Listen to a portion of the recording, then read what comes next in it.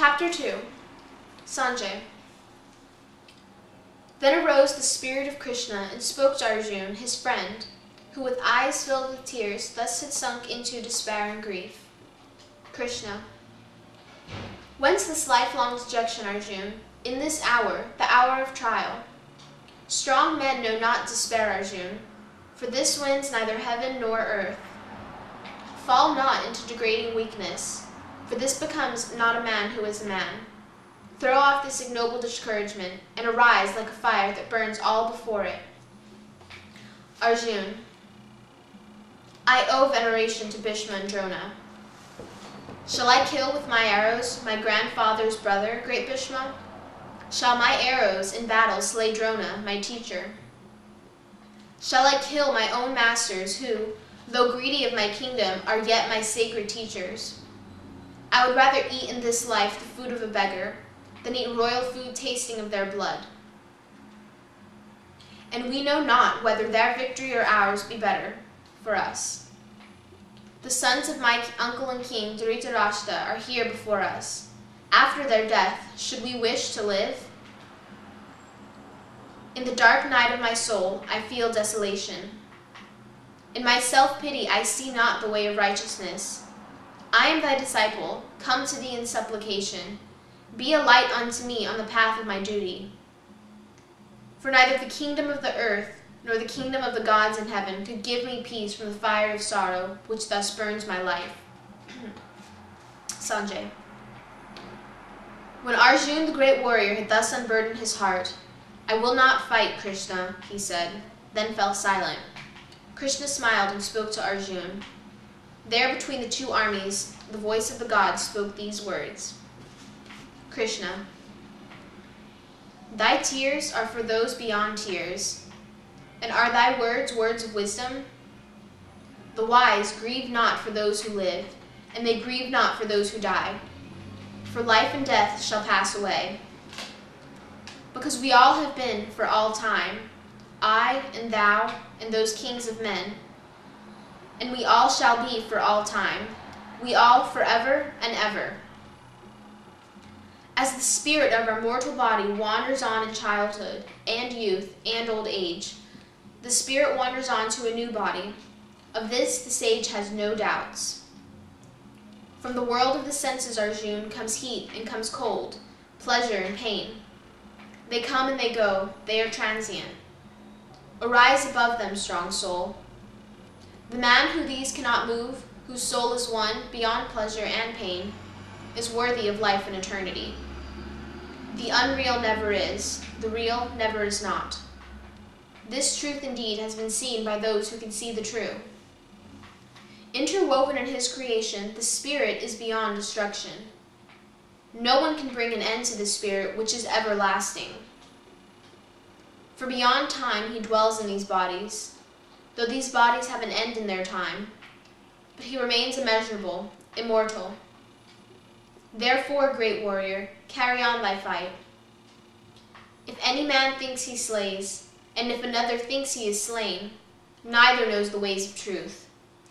The eternal in man cannot kill, the eternal in man cannot die. He is never born and he never dies.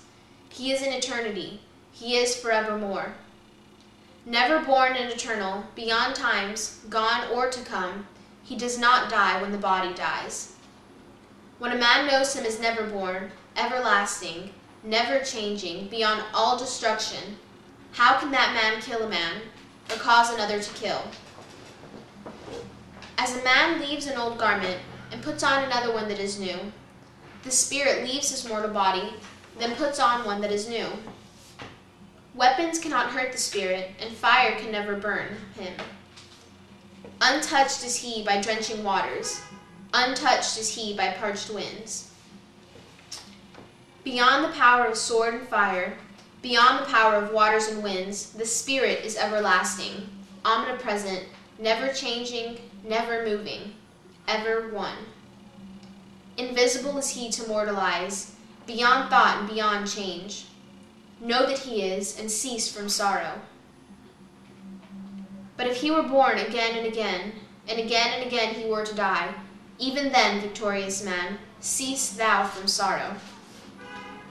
For all things born in truth must die, and out of death in truth comes life. Face to face with what he must be, cease thou from sorrow. Invisible before birth are all beings, and after death invisible again. They are seen between two unseens. Why in this truth find sorrow? One sees in him a vision of wonder, and another gives us words of his wonder. There is one who hears of his wonder, but he hears and knows him not. The spirit that is in all beings is immortal in them all. For the death of what cannot die, cease thou to sorrow. Think thou also of thy duty, and do not waver. There is no greater good for a warrior than to fight in a righteous war. There is a war that opens the doors of heaven, Arjun. Happy the warriors whose fate is to fight such war. But to forego this fight for righteousness is to forego thy duty and honor, is to fall into transgression. Men will tell of thy dishonor both now and in times to come. And to a man who is in dishonor, dishonor is more than death.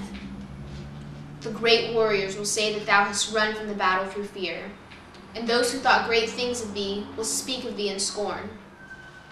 And thine enemies will speak of thee in contemptuous words of ill will and derision, pouring scorn upon thy courage. Can there be for a warrior a more shameful fate? In death thy glory in heaven, in victory thy glory on earth. Arise, therefore, Arjun, with thy soul ready to fight. Prepare for war with peace in thy soul. Be in peace, in pleasure and pain, in gain and in loss, in victory or in the loss of a battle. In this peace there is no sin. This is the wisdom of Sankhya, the vision of the eternal. Hear now the wisdom of the yoga, path of the eternal, and freedom from bondage. No step is lost in this path, and no dangers are found. And even a little progress is freedom from fear. The follower of this path has one thought, and this is the end of his determination. But many branched and endless are the thoughts of the man who lacks determination. There are men who have no vision, and yet they speak many words. They follow the letter of the Vedas, and they say, there is nothing but this. Their soul is warped with selfish desires, and their heaven is selfish desire. They have prayers for pleasures and power, and the reward of which is earthly rebirth. Those who love pleasure and power hear and follow their words. They have not the determination ever to be one with the one. The three gunas of nature are the world of the Vedas. Arise beyond the three gunas, Arjun. Be in truth eternal, beyond earthly opposites. Beyond gains and possessions, possess thine own soul. As is the use of a well of water, where water everywhere overflows, such is the use of all the Vedas to the seer of the Supreme. Set thy heart upon thy work, but never on its reward. Work not for a reward, but never cease to do thy work. Do thy work in the peace of yoga, and, free from selfish desires, be not moved in success or failure. Yoga is evenness of mind, a peace that is ever the same. Work done for reward is much lower than work done in the yoga of wisdom. Seek salvation in the wisdom of reason. How poor those who work for reward. In this wisdom, a man goes beyond what is well done and what is not well done. Go therefore to wisdom. Yoga is wisdom and work. Seers in union with wisdom forsake the rewards of their work, and free from the bonds of birth, they go to the abode of salvation. When thy mind leaves behind its dark forest of illusion, thou shalt go beyond the scriptures of time past and still to come. When thy mind, that may be wavering in the contradictions of many scriptures, shall rest unshaken in divine contemplation, then the goal of yoga is thine. Arjun. How is the man of tranquil wisdom, who abides in divine contemplation? What are his words? What is his silence? What is his work? Krishna. When a man surrenders all desires that come to the heart, and by the grace of God finds the joy of God, then his soul has indeed found peace. He whose mind is untroubled by sorrows, and for pleasures he has no longing, beyond passion and fear and anger, he is the sage of the unwavering mind. Who everywhere is free from all ties, who neither rejoices nor sorrows if fortune is good or is ill, his is a serene wisdom. When in recollection he withdraws all his senses from the attractions of pleasures of sense, even as a tortoise withdraws all its limbs, then his is a serene wisdom. Pleasures of sense, but not desires, disappear from the austere soul. Even desires disappear when the soul has seen the Supreme. The restless violence of the senses impetuously carries away the mind of even a wise man striving towards perfection. Bringing them all into the harmony of recollection, let him sit in devotion and union, his soul finding rest in me. For when his senses are in harmony, then his is a serene wisdom. When a man dwells in the pleasures of sense, attraction for them arises in him. From attraction arises desire, the lust of possession, and this leads to passion, to anger. From passion comes confusion of the mind, then loss of remembrance, the forgetting of duty. From this loss comes the ruin of reason, and the ruin of reason leads to man's destruction. But the soul that moves in the world of the senses, and yet keeps the senses in harmony, free from attraction and aversion, finds rest and quietness. In this quietness falls down the burden of all her sorrows, for when the heart has found quietness, wisdom has also found peace. There is no wisdom for a man without harmony, and without harmony there is no contemplation. Without contemplation there cannot be peace, and without peace can there be joy? For when the mind becomes bound to a passion of the wandering senses, this passion carries away the man's wisdom, even as the wind drives a vessel on the waves.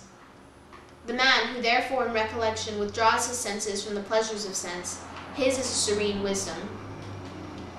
In the dark night of all beings awakes to light the tranquil man. But what is day to other beings is night for the sage who sees. Even as all waters flow into the ocean, but the ocean never overflows, even so the sage feels desires, but he is ever one in his infinite peace. For the man who forsakes all desires and abandons all pride of possession, and of self reaches the goal of peace supreme. This is the eternal in man, O Arjun. Reaching him, all delusion is gone. Even in the last hour of his life upon earth, man can reach the nirvana of Brahman. Man can find peace in the peace of his God.